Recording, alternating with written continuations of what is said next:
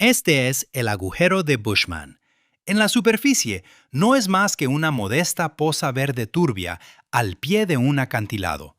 Sin embargo, mira bajo el agua y el panorama cambia por completo. El agua es cristalina y se extiende a una profundidad mucho mayor de lo que sugiere la pared rocosa. De hecho, está considerada una de las cuevas de agua dulce más profundas conocidas en la Tierra. Y ese hecho por sí solo también la convierte en uno de los lugares más peligrosos del planeta. Bienvenido a Ecos del Pasado, donde nos sumergiremos en los horribles incidentes que han tenido lugar en este abismo. A principios de agosto de 1993, algunos de los mejores buceadores de cuevas del mundo llegaron a Sudáfrica para una expedición particularmente especial. Estaban allí para bucear en un cenote conocido como Boesmans Gat, o el agujero de Bushman, que es la tercera cueva de agua dulce más grande conocida por el hombre. Y, lo que es más importante, estaban allí para establecer un nuevo récord de la inmersión en cueva más profunda de la historia. Entre los invitados a la expedición estaba el buceador sudafricano Boeti Shun, quien estaba familiarizado con los cenotes de Sudáfrica, por lo que su experiencia era inestimable. Sin embargo, trajo consigo a su amigo Iben Leiden. Iben no había sido invitado a la expedición, lo que inicialmente generó cierta preocupación. Este tipo de inmersiones, como puedes imaginar, están estrictamente controladas, por lo que aparecer con un compañero adicional violaba gravemente el protocolo del grupo. No está del todo claro, pero parece que Boeti pudo haber respondido por la habilidad de Iben, por lo que el problema se dejó de lado y Iben pudo bucear junto a él. También es posible que se permitiera simplemente porque su inmersión no sería el intento de récord mundial real, ya que eso se lo dejaban a Sheikh Exley. Si sigues Ecos del Pasado desde hace tiempo, probablemente conozcas a Sheikh Exley como uno de los pioneros del buceo en cuevas. Pero en cualquier caso, antes del intento de récord mundial de Sheikh, Boeti y Iben se equiparon para una inmersión exploratoria y entraron al agua. Desde la poza de la superficie, se abrieron paso por el túnel vertical hacia la primera curva. Pasada la curva, todo iba bien, hasta que el túnel de entrada, relativamente estrecho, se abrió a una enorme cámara a unos 60 metros de profundidad. Justo antes de ese punto, hay un lugar donde los buceadores pueden detenerse para una breve revisión antes de descender más. Los dos hombres se detuvieron y todo estaba despejado para que continuaran. Así que Boeti abrió el camino hacia abajo. Sin embargo, cuando llegó a los 60 metros, de repente notó que Iben no estaba cerca de él. Miró a su alrededor y luego vio el haz de la linterna de Iben rebotando frenéticamente en la oscuridad, como si estuviera buscando desesperadamente algo.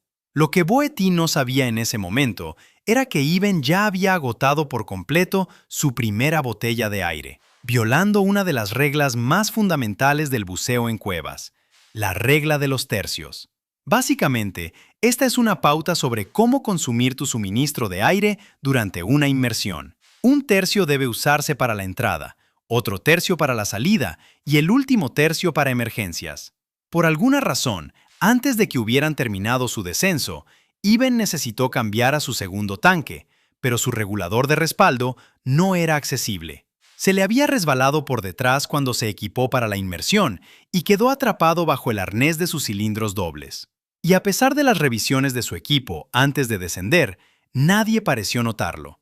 Para entonces, Iben se había quedado completamente sin aire. Y luego, al no poder alcanzar el regulador cuando lo necesitaba, entró en un pánico total. El instinto se apoderó de él de la peor manera posible, ya que Iben intentó subir rápidamente hacia la superficie, lo cual era un gran problema. Muy raramente en el buceo en cuevas, la salida está directamente sobre tu cabeza. En el agujero de Bushman, el techo se extiende muy por encima en el área donde se encontraban los dos buceadores y contiene muchas pequeñas aberturas que no conducen a ninguna parte. Realistamente, un buceador podría buscar sin fin, sin encontrar nunca la salida verdadera, pero eso ni siquiera importaba. Para cuando Boeti lo alcanzó, Iben ya había dejado de moverse. Luego, desafortunadamente, a pesar de localizarlo, no había mucho que pudiera hacer. Para garantizar su propia seguridad, Booty tuvo que completar una serie de paradas de descompresión para evitar la enfermedad por descompresión, también conocida como las curvas. Eso significaba que tenía que quedarse allí, sabiendo que su amigo no tenía aire y que no podía hacer nada. Una vez que Booty finalmente llegó a la superficie con el cuerpo de Evan, el equipo entró en acción y pasó más de 90 minutos realizándole RCP. Sus esfuerzos superaron con creces el punto en el que la mayoría se habría rendido, pero era inútil. Cuando un médico llegó al lugar, Evan fue declarado muerto. A diferencia de muchos de los sitios de buceo notoriamente peligrosos presentados en Ecos del pasado, el agujero de Bushman no ha cobrado un número asombroso de vidas. Sin embargo, los incidentes que han ocurrido allí son leyendas en la comunidad de buceo. El agujero de Bushman es un enorme cenote sumergido en la provincia de Cabo del Norte de Sudáfrica, justo al borde del desierto de Kalahari. Se encuentra en la granja de caza Mount Carmel, una propiedad de 4.452 hectáreas, lo suficientemente remota como para que cada inmersión allí sea un desafío logístico. El cenote en sí tampoco parece gran cosa a primera vista. Después de descender por una empinada pendiente rocosa, los buceadores llegan a una pequeña poza, a menudo cubierta de lenteja de agua verde. El agua también se ve turbia desde la superficie, pero una vez que te sumerges bajo la capa de algas, se vuelve notablemente clara. Sin embargo, lo que la hace tan impactante es que el cenote debajo de la superficie es enorme. La cámara principal se extiende 253 metros de largo, 79 metros de ancho y alcanza casi los 300 metros de profundidad. Esta cámara es lo suficientemente grande como para que los buceadores digan que se podría meter una estructura tan grande como la Torre Eiffel en su interior. Luego, en el fondo más profundo, hay una mezcla estéril y suave de limo y barro. Debido a esta inmensa profundidad, la cueva tiene una larga historia de buceo extremo de profundidad. Y nadie conoció su verdadera profundidad hasta principios de la década de 1980, cuando un hombre llamado Nuno Gómez comenzó a explorarla. En su primera visita, en 1981, alcanzó unos 76 metros y confirmó la existencia de la enorme cámara debajo del área estrecha a 46 metros. Sin embargo, el gran hito llegó durante la expedición de 1993, que cobró la vida de Evan, cuando Sheck alcanzó un récord de 263 metros. Durante esta inmersión, tocó la parte alta del fondo inclinado, y eso estableció una marca que Nuno se obsesionó con superar. Nuno, un ingeniero civil de Johannesburgo, regresó al agujero de Bushman un año después para intentar un nuevo récord, pero en 2 intentos alcanzó 230 metros y 252 metros. En ambas ocasiones, experimentó graves problemas de descompresión que lo obligaron a retirarse. Pero aún así, el desafío nunca abandonó su mente y en 1996 regresó de nuevo con un equipo de apoyo completo que incluía 8 buceadores y un médico. En este tercer intento, mientras descendía por el pozo a un ritmo rápido, el fondo apareció mucho antes de lo que había anticipado. Para ese momento, solo la mitad de sus piernas seguían funcionando, ya que la presión en la profundidad literalmente había aplastado las otras 2. Y como se hundía más rápido de lo que se daba cuenta, no tuvo tiempo de añadir aire a su equipo de flotabilidad y golpeó el suelo de la cueva con las manos y las rodillas. El impacto levantó una enorme nube de limo, anulando instantáneamente su visibilidad. Sin embargo, esto es lo que es aún más horripilante. Golpeó el fondo tan fuerte que quedó atrapado en el barro. Rodeado por una densa nube de sedimento e incapaz de ver, Nuno también estaba lidiando con los efectos del buceo profundo, a saber, la narcosis de nitrógeno y los temblores literales provocados por el helio en su mezcla de respiración. Desorientado en el fondo del agujero de Bushman, Nuno intentó nadar hacia arriba, pero no pudo avanzar y comenzó a sentirse mareado. Sin embargo, en lugar de entrar en pánico, se detuvo un momento para recuperarse e infló sus alas de flotabilidad. Ese pequeño ajuste lo sacó del barro y lo elevó lo suficiente como para escapar de la nube de sedimento y recuperar el control de la inmersión. A pesar del aterrizaje brusco y las condiciones que tuvo que superar, Nuno alcanzó una profundidad de 282,6 metros, una marca mucho más allá del récord de Sheck. Y para darte una idea de lo técnico y difícil que fue este intento de inmersión, todo el proceso, desde el momento en que Nuno desapareció bajo el agua hasta que volvió a la superficie, duró 12 horas y 15 minutos. De ese tiempo total, el descenso al fondo duró solo 14 minutos y le tomó 4 minutos salir del barro. El resto lo pasó en una larga y fría descompresión en el camino de regreso. Sin embargo, retrocediendo un poco, justo antes del segundo intento de récord de Nuno en 1994, el teléfono sonó en el apartamento de Dion Dreyer, de 20 años. Cuando descolgó, apenas podía creer con quién estaba hablando. Era Nuno al otro lado de la línea, y antes incluso de que estableciera el récord en el agujero de Bushman en 1996, ya era conocido como uno de los pocos buceadores de aguas profundas de élite en la Tierra. Nuno aparentemente estaba formando un equipo de apoyo para un segundo intento, y quería que Dion se uniera a él. A pesar de su edad, Dion era un buceador altamente experimentado, que registraría más de 200 horas de inmersión. Nuno le explicó a Dion que la inmersión estaba programada para realizarse en el agujero de Bushman alrededor de Navidad, cuando los miembros del equipo de apoyo estarían de vacaciones de sus trabajos diarios. Siendo esta la oportunidad de su vida, Dion aceptó de inmediato. Cuando colgó el teléfono, Dion llamó a sus padres para compartir la noticia, pero se sorprendió por la reacción de su madre.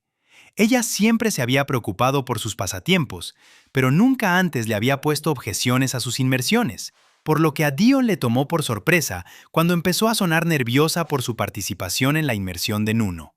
Esta aprensión aparentemente solo creció a medida que se acercaba la fecha de la inmersión, y ella incluso llegó al punto de rogarle a Dion que no fuera, pero fue inútil.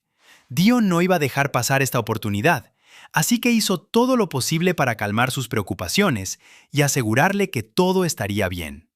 El 17 de diciembre de 1994, Dion llegó al agujero de Bushman por primera vez y se preparó para la inmersión de ese día. Sin embargo, este no iba a ser el intento de récord mundial. Esta era solo una inmersión de práctica que permitiría al equipo de apoyo familiarizarse con el diseño del cenote y entre ellos. Vestido con su traje de buceo, Dion se puso sus tanques y junto con los otros buceadores descendió al agujero de Bushman. Su descenso fue perfecto y el equipo parecía trabajar bien en conjunto. Cuando alcanzaron su profundidad objetivo, se detuvieron y comenzaron su ascenso, que como siempre, incluiría numerosas paradas de descompresión. Los buceadores se revisaban periódicamente durante estas paradas y se hacían la señal de mano de OK. Esto volvió a suceder alrededor de los 61 metros, y todos informaron que estaban bien. Pero cuando avanzaron a los 50 metros para la siguiente parada, descubrieron que faltaba uno de los buceadores. Cuando se dieron cuenta de esto, miraron hacia abajo para ver una luz desvaneciéndose en la oscuridad de abajo.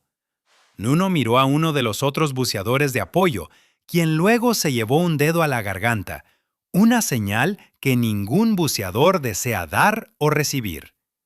Ese buceador que caía era Dion.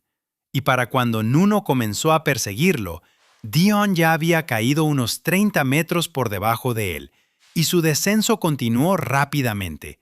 Sin otra opción, Nuno tuvo que detenerse y regresar por su propia seguridad. Si hubiera continuado más para intentar salvar a Dion, podría haber habido 2 buceadores que no regresaran en lugar de uno. Más tarde ese día, llamaron a la puerta de los padres de Dion, y cuando abrieron, su mundo se hizo añicos. Era un oficial de policía notificándoles la muerte de su hijo en el agujero de Bushman. Se desconoce con certeza qué causó su descenso incontrolado, pero se cree que Dion se desmayó debido a una condición llamada hipercapnia o envenenamiento por dióxido de carbono. Es posible que Dion estuviera sintiendo los efectos de la hipercapnia, pero intentara ignorarlos y continuar buceando. Sin embargo, como no se necesita mucho para pasar de estar perfectamente bien a desmayarse, para cuando Dion notó que algo andaba mal, probablemente ya era demasiado tarde. Entonces, inconsciente, se hundió hasta el inmenso fondo de la cueva. Pocos buceadores conocían los peligros de las condiciones en el buceo extremo de profundidad mejor que Nuno, Sheck y un buceador llamado Dave Shaw. Los tres parecían tener algún tipo de habilidad sobrehumana para tolerar estas condiciones. Y a principios de la década de 2000, solo 7 buceadores habían alcanzado con éxito los 250 metros y más. Sin embargo, los tres estaban en ese club. Originario de Australia, pero viviendo en Hong Kong, Dave no comenzó a bucear hasta los 40 y tantos años, cuando él y su hijo de 17 años probaron el buceo con equipo autónomo en Filipinas. Desde ese momento, su pasión por el deporte creció y comenzó a bucear en naufragios. Sin embargo, cuando entró en su primera cueva submarina, supo que había encontrado lo que estaba destinado a hacer. Dave entonces rápidamente establecería varios récords propios. En 2004, Dave finalmente tuvo la oportunidad de bucear en el agujero de Bushman por primera vez, y no iba a perder la oportunidad de llegar al fondo. Dave iba a intentar superar la marca de Nuno y establecer un nuevo récord mundial, pero lo que hizo su inmersión única fue que iba a hacer lo que ningún otro buceador en el mundo había hecho. Planeaba realizar la inmersión utilizando un rebreather de circuito cerrado. Este era un sistema que nunca se había llevado al tipo de profundidad que él buscaba. Un rebreather funciona reciclando el gas que un buceador exhala y eliminando el dióxido de carbono. La unidad también mantiene el nivel correcto de oxígeno a través de una computadora, lo que significa que el buceador no necesita cambiar de tanque durante el descenso. Así, en lugar de los grandes cilindros que uno esperaría ver en una configuración tradicional, un rebreather es una unidad compacta montada en la espalda que mantiene el perfil del buceador pequeño. Pero a pesar de todas estas ventajas, la tecnología no está exenta de límites. Cuando llegó el día, Dave, junto con su compañero de buceo Don Shirley, entraron en la poza superficial del agujero de Bushman. A una profundidad acordada por Dave y Don antes de la inmersión, Don se detuvo y esperó mientras Dave continuaba hacia el fondo. A unos 250 metros, Dave tocó el fondo inclinado del agujero de Bushman. Guiándolo todo el camino hacia abajo, había una larga cuerda con un plomo. Una vez que tocó el fondo, todavía le quedaba un poco más profundo para romper el récord de Nuno. Pero primero, necesitaba sujetar una cuerda secundaria a las líneas guía principales para poder regresar a ellas. Mientras conectaba las dos cuerdas, Dave miró a su izquierda y a unos 15 metros de él, vio el cuerpo de un buceador, tendido de espaldas, con los brazos extendidos hacia arriba. En ese momento, supo inmediatamente que era Dion. Debido a que el agujero de Bushman es tan profundo, nunca hubo un intento de recuperar su cuerpo. Inmediatamente, sin embargo, Dave abandonó su intento de récord y nadó hacia los restos de Dion. Cuando se acercó lo suficiente para verlo mejor, se dio cuenta de que la cabeza de Dion no era más que un cráneo, después de una década en el fondo del agujero de Bushman. Dave entonces intentó tirar de él hacia arriba, pero Dion no se movió. Con los años, sus tanques de aire se habían cubierto de sedimento y ahora estaba atrapado en el barro. Aún así, Dave siguió intentando liberarlo hasta que se dio cuenta de lo rápido que se había vuelto su ritmo respiratorio. Así que, decidiendo que era demasiado difícil y peligroso llevarlo a la superficie en ese momento, Dave ató su línea secundaria a los tanques de aire de Dion antes de regresar a la línea principal para comenzar su ascenso. Menos de una hora después, Dave regresó con Don sin haber superado el récord mundial de Nuno. Sin embargo, sí estableció un récord para un rebreather, pero eso era lo que menos le importaba a Dave. Don le hizo la señal de OK a Dave para asegurarse de que estuviera bien, y Dave se la devolvió antes de gesticular pidiendo la pizarra de Don, que se puede usar para escribir mensajes bajo el agua. En ella, Dave escribió que había encontrado un cuerpo. Don leyó el mensaje y extendió su mano para estrechar la de Dave. Encontrar a Dion era algo que se consideraba imposible, sin embargo, Dave de alguna manera lo logró. Durante las horas de paradas de descompresión que ambos hombres tuvieron que hacer, Dave no podía quitarse a Dion de la cabeza. Sentía que estaba tan cerca de recuperarlo y sabía que si hacía un esfuerzo concertado y lo planificaba, podría llevar a Dion a casa con sus padres. Así que, 2 días después de la inmersión, el teléfono sonó en la casa de los padres de Dion, con Dave al otro lado. Entonces les informó que había encontrado a Dion y que iba a recuperar su cuerpo para ellos. Aparentemente, estaban tan abrumados por la alegría y el dolor que los padres de Dion se echaron a llorar inmediatamente. La inmersión para recuperar el cuerpo de Dion fue programada para el inicio del nuevo año, y Dave pasó cada día planificando algún aspecto de ella. Durante ese tiempo, se reunió con expertos forenses para ver qué podía esperar en cuanto al estado del cuerpo de Dion. El consenso era que Dion probablemente estaría completamente esquelético, por lo que Dave sabía que levantarlo y llevarlo a la superficie podría hacer que el cuerpo se desmoronara. Así que para compensar esto, Dave planeó usar una bolsa para cadáveres que pudiera deslizar sobre Dion para mantener su cuerpo completamente contenido dentro de ella. La esposa de Dave entonces confeccionó una bolsa personalizada con cordones, y el día de Año Nuevo de 2005 lo llevó al aeropuerto para su vuelo a Sudáfrica. Cuando Dave aterrizó, Don lo recogió y lo llevó a Komati Springs, que Don operaba como centro de buceo. Luego, en las semanas previas a la inmersión, Don seleccionó a mano a 7 buceadores para que sirvieran como equipo de apoyo. Dirigiendo el equipo de superficie estaría Verna, la poseedora del récord mundial femenino de profundidad en ese momento, establecido en 221 metros en el agujero de Bushman. También formaban parte del equipo un cineasta documental llamado Gordon y varios camarógrafos. Si Dave lograba llevar a Dion de vuelta a la superficie, sería la recuperación de cuerpo más profunda jamás completada, y todos los involucrados querían que fuera documentada.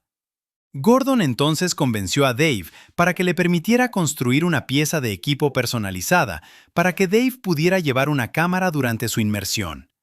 Dave aceptó, y Gordon más tarde apareció con un casco de escalada con una cámara montada en la parte superior. Durante una inmersión de aclimatación, el equipo funcionó perfectamente y Dave solo tuvo que hacer ajustes mínimos para compensar su tamaño y peso. A Dave también le gustaba llevar una luz atada a la mano durante las inmersiones, pero cada vez que necesitaba usar ambas manos para algo, se ponía la luz, que estaba atada a una cuerda alrededor del cuello. El casco, sin embargo, le impedía hacer esto. Pero Dave pensó que se adaptaría simplemente dejando la luz a un lado cada vez que necesitara usar ambas manos. Dave y Don luego tuvieron una reunión con el equipo de apoyo la noche anterior a la inmersión, para repasar cualquier pregunta o preocupación de último minuto. Antes de despedirlos a todos, Dave enfatizó algo muy importante. Si él o Don o ambos se metían en problemas y morían durante el intento, querían permanecer allí.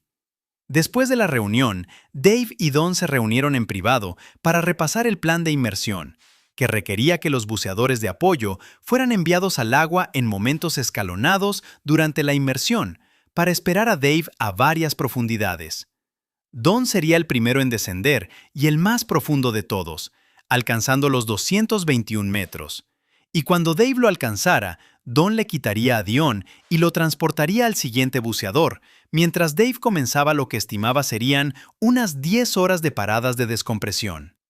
Durante esta conversación, Don también le preguntó a Dave qué quería hacer si Dave se metía en problemas tratando de meter a Dion en la bolsa. Dave respondió que solo debería bajar a ayudar si Dave le daba la señal. De lo contrario, debería quedarse en la marca de 221 metros. Alrededor de las 5 de la mañana del día siguiente, los dos cargaron su coche y se dirigieron al agujero de Bushman. Durante la siguiente hora, el resto del equipo, cineastas e incluso la policía aparecieron. Dado que la inmersión incluía la recuperación de un cuerpo, la policía tuvo que involucrarse y fueron una adición bienvenida al esfuerzo. Luego, cuando llegó el momento, Dave y Don se dieron la mano y prometieron que se verían pronto. A las 6:13 de la mañana, Dave se deslizó bajo la superficie y comenzó su descenso en solitario, que esperaba que durara solo unos 15 minutos.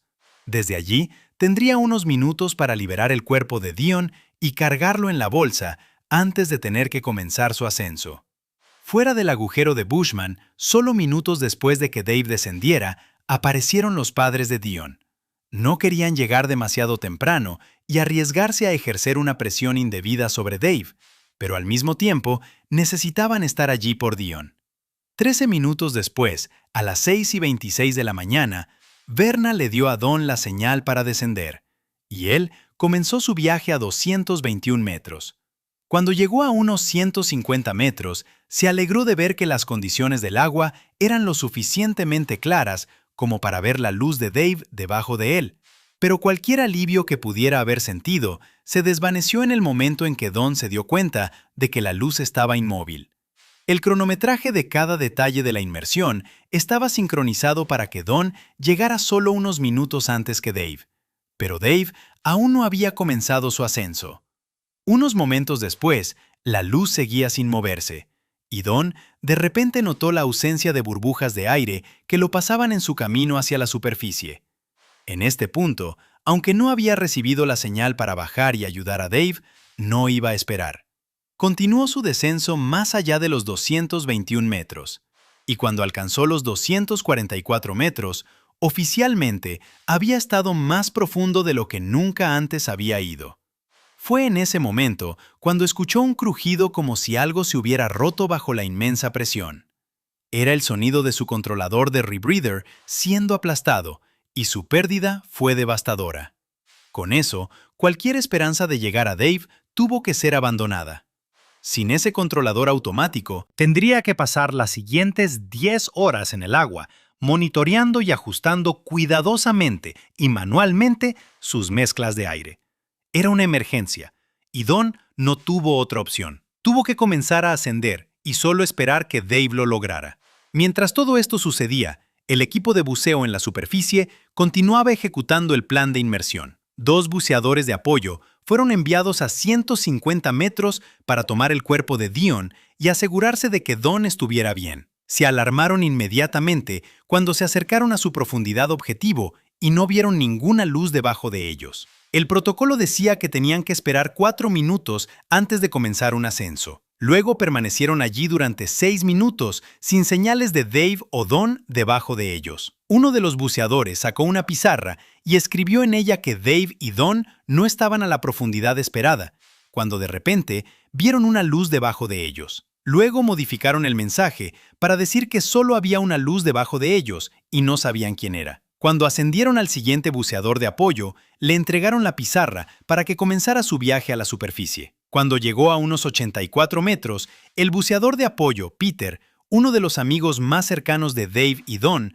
la leyó e inmediatamente se la devolvió al buceador de quien la había recibido y comenzó a descender rápidamente. Cuando Peter alcanzó los 122 metros, vio a Don y sintió un torrente de alivio. Peter le hizo la señal de «OK» interrogativamente y Don se la devolvió antes de gesticular pidiendo su pizarra. Peter se la entregó y Don comenzó a escribir información sobre su nuevo plan de descompresión, ya que su controlador se había roto. Pero por encima de todo, escribió 4 palabras. Dave no regresa. Como te puedes imaginar, cada minuto del ascenso para Don fue insoportable. Después de horas, estaba en una parada de descompresión a unos 61 metros, cuando otro de estos buceadores de apoyo vino a revisarlo. Él dio la señal de «OK» y el buceador regresó a la superficie.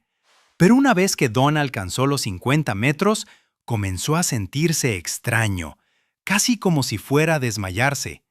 Pensando rápidamente, decidió cambiar de su rebreather a un tanque de Trimix, que era uno de los muchos que habían sido colocados a lo largo de la línea principal para emergencias. Sin embargo, sea cual fuera la mezcla que comenzó a respirar, se mareó gravemente casi de inmediato. No lo sabía en ese momento, pero una burbuja de helio se había formado en su oído interno, provocándole un caso severo de vértigo. Mientras lidiaba con esto, de repente se dio cuenta de que ya no estaba en la línea principal y comenzó a buscarla mientras giraba. Si no podía volver a localizar la línea, Don tampoco regresaría. Se alejó lentamente de la línea, pero afortunadamente todavía estaba al alcance de la mano, y uno de sus agarres a ciegas se conectó con la cuerda y se aferró a ella firmemente. Esta breve distracción también le hizo perder la noción de su profundidad, y cuando revisó su ordenador de buceo, estaba 12 metros más alto de lo que debería haber estado. Entonces descendió inmediatamente de nuevo, pero para cuando estuvo a la profundidad adecuada, la enfermedad por descompresión ya se había manifestado con fuerza y fue invadido por las náuseas. Entonces comenzó un ciclo de sacar el regulador de su boca, vomitar y volver a meter el regulador en su boca hasta que su estómago estuvo vacío. Luego comenzaron las arcadas secas. Llegó a un punto en que los síntomas se calmaban cuando estaba inmóvil, pero en el momento en que era hora de ascender a la siguiente parada, las arcadas secas regresaban. Cuando el siguiente buceador de apoyo lo alcanzó, Don escribió sobre el cambio en su condición en la pizarra y la envió a la superficie. Después de recibir el mensaje, Berna comenzó a rotar buceadores dentro y fuera del agua para asegurarse de que alguien estuviera con Don en todo momento. Cuando Don alcanzó los 3 metros, miró su ordenador de buceo y vio que calculaba que esta parada de descompresión duraría 2 horas y 20 minutos. Para ese momento, sin embargo, desarrolló un dolor agudo en la pierna que reconoció inmediatamente como un empeoramiento de la enfermedad por descompresión. Entonces envió otra pizarra a la superficie con este estado, y Berna decidió sacarlo antes de tiempo. En el tiempo que Don les informó por primera vez lo que estaba sucediendo, la policía había transportado una cámara de descompresión al agujero de Bushman. Una vez que llegó, Berna envió a un buceador de apoyo para llevar a Don directamente a la superficie, y él estaba dentro de la cámara en 20 minutos. Sin embargo, mucho antes de que la inmersión llegara a su fin, los padres de Dion se habían marchado. En el momento en que se enteraron de que Dave no regresaba, se derrumbaron. No solo un buceador perdió la vida intentando recuperar a su hijo, sino que era una certeza virtual que nunca volverían a ver a Dion. Casi al mismo tiempo, uno de los camarógrafos fue al borde superior del agujero de Bushman, donde podía obtener mejor servicio de telefonía móvil. Antes de la inmersión, Dave le dijo al camarógrafo que si algo le pasaba durante la inmersión, llamara a un hombre llamado Michael. Michael era el pastor de Dave, y si ocurría lo peor, Dave quería que su esposa se enterara por él. Cuando contestó un inesperado timbre en la puerta más tarde esa noche, se confundió inmediatamente al ver a Michael y su esposa. Nunca antes habían pasado sin avisar, y por sus caras, ella pudo darse cuenta de que algo andaba trágicamente mal. En los tristes días que siguieron, Peter fue el responsable de quedarse en el agujero de Bushman para recuperar la cuerda y los cilindros de la cueva. Uno de esos días, después de regresar a la superficie, uno de los buceadores de la policía les preguntó a Peter y a su compañero de buceo si habían visto a Dave y Dion. Confundidos por la pregunta, respondieron que no. La policía les dijo entonces que sus buceadores habían avistado 2 cuerpos a unos 20 metros. Después de un breve descanso, Peter volvió al agua, y en el momento en que llegó a esa profundidad, allí estaba Dave, flotando erguido contra un techo de roca. Atado a él había una cuerda, y en el otro extremo de la cuerda estaba Dion. Parece que Dave, después de todo, había traído a Dion de vuelta. Peter y su compañero recuperaron entonces los 2 cuerpos, y todavía pegada a la cabeza de Dave estaba la cámara montada en un casco. Gordon seguía filmando en el lugar, y Peter le entregó el casco. Después de hacer una copia de la cinta para la policía, Gordon, Peter y Don se sentaron a verla en los días posteriores a la muerte de Dave. Observaron cómo Dave descendía al fondo en unos 11 minutos, unos minutos más rápido de lo previsto. Dave localizó inmediatamente la cuerda atada a Dion en la inmersión anterior y se dirigió al cuerpo, sacando la bolsa para cadáveres en su camino. Cuando llegó a Dion, una nube de limo oscureció la vista de la cámara, pero cuando se despejó, el cuerpo, ahora sin vida de Dion, estaba flotando.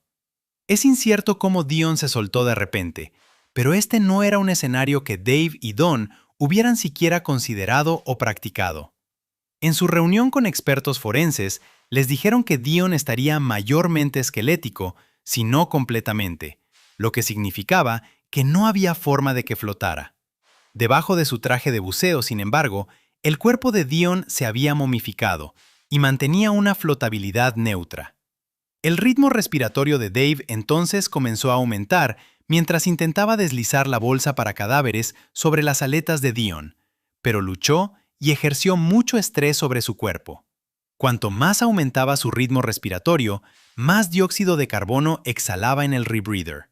Mientras Don observaba, no pudo evitar rogarle a Dave que abandonara la inmersión, y ninguno de ellos pudo entender inicialmente por qué no lo hizo. A medida que comenzaron a aparecer signos de narcosis de nitrógeno, de repente tuvo sentido para Don. Cuando un buceador tiene síntomas, su pensamiento desordenado puede hacer que tenga una visión de túnel en una sola tarea. Para Don, estaba claro que el único propósito de Dave era recuperar el cuerpo de Dion y llevarlo a la superficie. Durante más de 5 minutos, lo cual fue mucho más tiempo de lo planeado, Dave luchó por meter a Dion en la bolsa. Cuando finalmente se dio cuenta de que tenía que irse, comenzó a ascender, pero se detuvo rápidamente. Volviéndose hacia Dion, Don vio cuál era el problema. La luz de Dave se había enganchado en una cuerda. Dave se movió lentamente después de notarlo y tiró de la cuerda en un intento de liberar la luz antes de sacar unas tijeras, solo que no cortó nada. El sonido de su respiración dificultosa comenzó a ralentizarse y a desvanecerse esta vez. A los 22 minutos de la inmersión, Dave se desmayó y finalmente se ahogó. La misma cámara que capturaba los últimos momentos de la vida de Dave parece haber jugado un papel en su muerte. Si hubiera podido colgarse la luz al cuello como solía hacer, podría no haber muerto en el agujero de Bushman ese día. Don se sometería a una serie de tratamientos de descompresión durante un total de 27 horas después de la inmersión, pero aún así terminó con un daño permanente en su oído interno y vive con vértigo constante. Sin embargo, finalmente regresaría al agua y se sintió invadido por la alegría al saber que el daño que sufrió no le impediría practicar el pasatiempo que tanto ama. En cuanto a los padres de Dion, 10 días después de que los cuerpos fueran recuperados del agujero de Bushman, sostuvieron los restos de su hijo por última vez. El agujero de Bushman no es como los otros sitios de buceo peligrosos presentados en Ecos del pasado. No hay un número masivo de muertes ni características imposibles, y es mucho menos accesible que algunos de los otros. Pero, como lo demuestran las pocas personas que alguna vez han alcanzado su inmensa profundidad y los problemas que esos pocos han encontrado, sigue siendo uno de los sitios de buceo más peligrosos y legendarios de la Tierra. Gracias por acompañarnos en este viaje a las profundidades. Esperamos verte en el próximo video.